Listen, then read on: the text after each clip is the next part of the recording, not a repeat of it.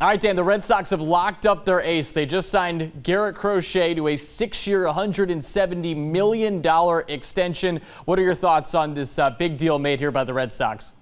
Well, again, I think it shows a lot, right, when it comes to this Red Sox team, where they're at and who they are as a franchise right now. We went through a period, since 21 when they made the ALCS and lost to Houston of, is this team going to spend money? There's big question marks all over the place, and rightly so, with John Henry really kind of not doing much when it comes to, these franchise type of deals. And he did one with Rafael Devers, yes, I know, but to see the commitment that's gone on to go out and get Alex Bregman, and then to trade for a guy like Crochet, and then to add Walker Buehler, they started to show some signs to Red Sox fans that, hey, it's time to compete, and rightly so. And now to go about this next step where it's been rumored all through spring training, could they get a deal done? Not going to talk in the regular season, and out of nowhere, 5 games into the season, it's announced that he's got this 6-year extension on top of this year. That's a great sign for Red Sox fans. It's a great sign for commitment from ownership. That's what they've been wanting to see. So I think that answers a lot of questions, and it also puts a lot of faith in Garrett Crochet, who's still untested as a major league starter. But again, I think it's a good deal for both sides because the way baseball is now, you need to lock up these young stars early or they just go out and test free agency. And now you've got them under contract for 6 years and a 6-year extension. And also he looks at it and says, I get all this money, go out and prove it. But also he can be a free agent at the age of 30 or 31, somewhere around there. So it's a win-win for both sides. And for Red Sox fans, it's a big commitment. But for a guy that a lot of people around baseball feel is going to be one of the best starters in baseball for many years to come right now.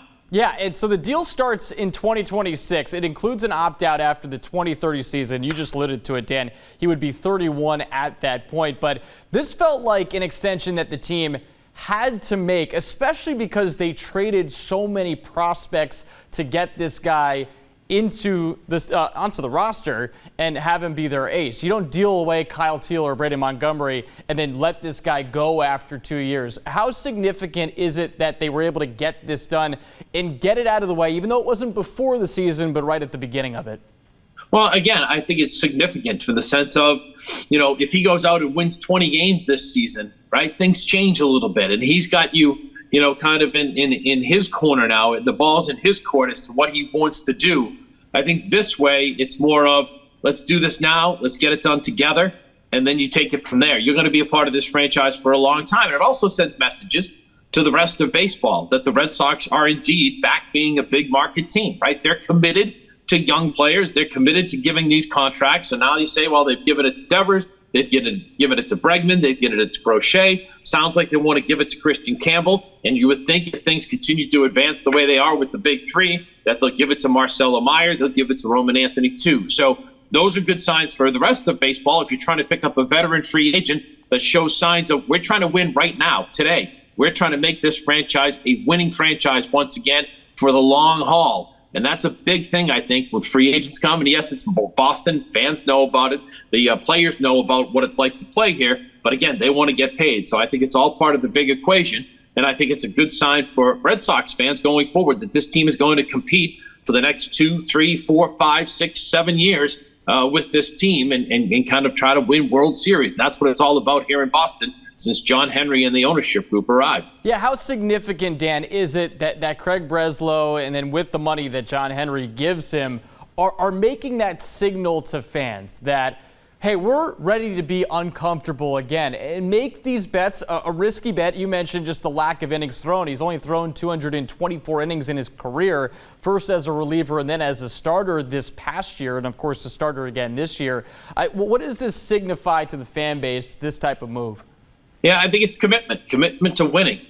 So I think it's kind of one of those things that has been needed to be done here in Boston. Let's face it, it's been frustrating to hear Craig Breslow come in and get hired as the new, chief officer of baseball after Chaim Bloom did a good job. Now we look back on it, building up that farm system. But for Craig Breslow to come in his first camp or whatever and say, I wasn't able to do what I wanted to do, but eventually we'll try to get there. That's for red flags everywhere. And Alex Cora saying, I don't know if I want to be here. To see Cora commit back to being here, to see Craig Breslow be able to do what he wants to do now. And I remember when Craig Breslow was brought in, Tom Werner, I went back and forth with him in an email exchange, and he said, pitching, pitching, pitching. That's what Craig Breslow is known for. That's what we're relying him on doing, because we have all that hitting, all these positional players down in the minor leagues that look like they're going to be stars, but we don't really have much pitching depth. So we saw Craig Breslow come in, and he's trying to build up that farm system, but also bringing in a guy like Garrett Crochet, having the ability to sign Walker Buehler. These are the things that you want from a guy like Craig Breslow, and identifying players like Priester from Pittsburgh, those kind of guys that can help you. So it's all about pitching now and getting that done. So again, lots of good signs for Red Sox fans in this one. And if it fails, again, you can sit there and second guess and everything else. But for me, it's just like, hey, they tried, they identified, and they felt good about this going forward. So I think you have to applaud them for the effort and what they're doing. I want to end on this thought exercise, Dan, because it's being talked about by a lot of Red Sox fans.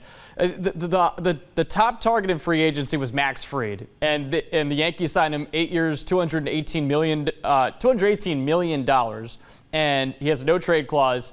And the Yankees had to give up a second and a fifth-round pick. The Red Sox, to get Garrett Crochet, if you add in his salary this year, it's actually 7 years, $173.8 million. And then you give up Kyle Teal, Braden Montgomery, Wikelman Gonzalez, and then also Chase Mydroth. A or B, Crochet, Fried, are you happy that it ended up going this way with getting Garrett Crochet rather than Max Fried? Well, I think on paper, again, you look at it and you say, a lot to give up, right? So I think, the best thing in sports to do is second guess. And you sit there and say, well, what if Kyle Teal becomes a superstar catcher? What if Braden Montgomery becomes a superstar outfielder? You're going to second guess that. But the fact that they did go out and get that top of the line young pitcher who most people in baseball say looks like he has the ability to be a innings eater, top tier ace of the rotation kind of guy, I think that's a really good sign. And I think I would take Crochet at the younger age and have the ability. Again, he doesn't become a free agent until he's 30, 31 years old. So you're getting the best of.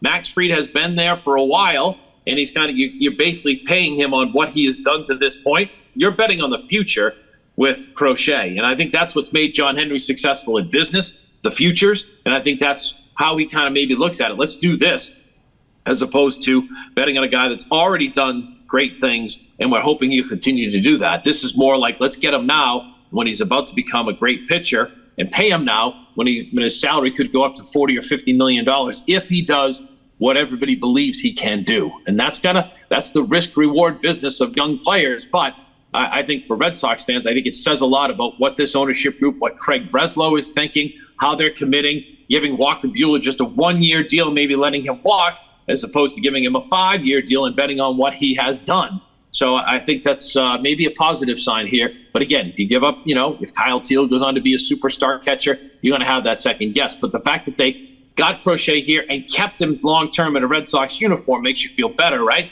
If you're a Red Sox fan, because he's going to be around and just wasn't paying all this, a handsome ransom for a guy like him and only having him for 1 or 2 years.